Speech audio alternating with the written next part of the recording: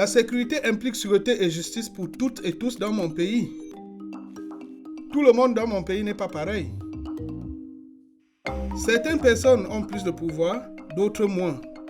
Certaines sont rurales, d'autres urbaines. Certaines sont jeunes, d'autres âgées. La moitié sont des hommes, la moitié sont des femmes. Nous avons des croyances différentes. Un secteur de la sécurité et de la justice solide et efficace travaille pour assurer la sécurité de toutes et tous et protéger les droits de chacun et chacune. C'est un défi de le faire fonctionner pour toutes et tous, malgré nos différences. Un village reculé dans une zone dangereuse. Tous les hommes du village travaillent à la construction d'un pont. Pour garantir leur sécurité, la police monte la garde contre les bandits. L'année suivante, une coulée de boue engloutit le village. Beaucoup de familles meurent. Pourquoi?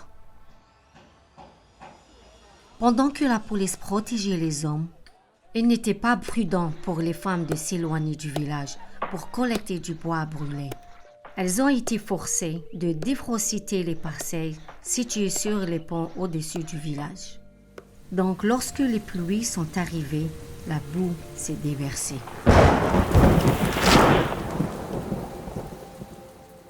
Quelle est la leçon à retenir?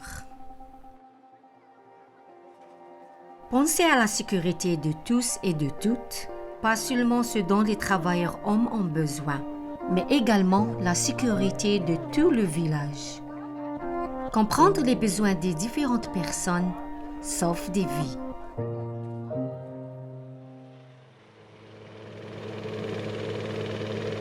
Une base militaire dans le désert.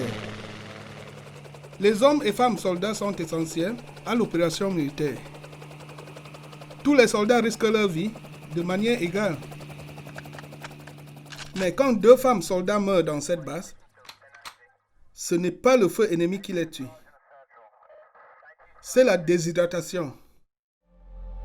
Les hommes sont physiquement plus vulnérables à la déshydratation que les femmes. Alors, pourquoi cela se produit-il?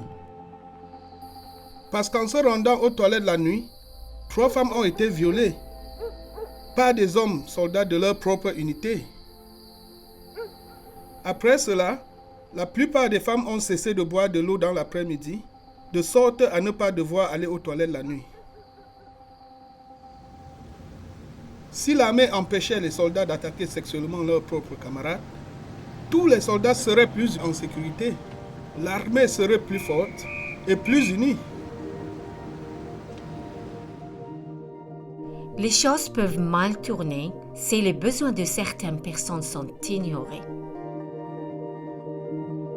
Un secteur de la sécurité moderne et efficace trouve les moyens de répondre aux besoins de tous les groupes de la population. Ils adoptent une perspective de genre. Ils prennent en considération le fait que les hommes et les femmes puissent avoir des besoins sécuritaires et en justice différents. Ils adoptent des mesures pour répondre à ces besoins et incluent des femmes et des hommes dans les institutions de sécurité et de justice et dans la prise de décision. Tous nos pays ont signé des accords nous engageant à l'égalité et la justice. Et nous avons tous et toutes un rôle à jouer pour rendre nos institutions de sécurité et de justice plus efficientes et efficaces. Il existe de nombreuses stratégies éprouvées qui se basent sur les preuves solides. Évaluation, politique, formation, leadership, supervision et contrôle sont tous essentiels. Retrouvez-les dans la boîte à outils Genre et sécurité.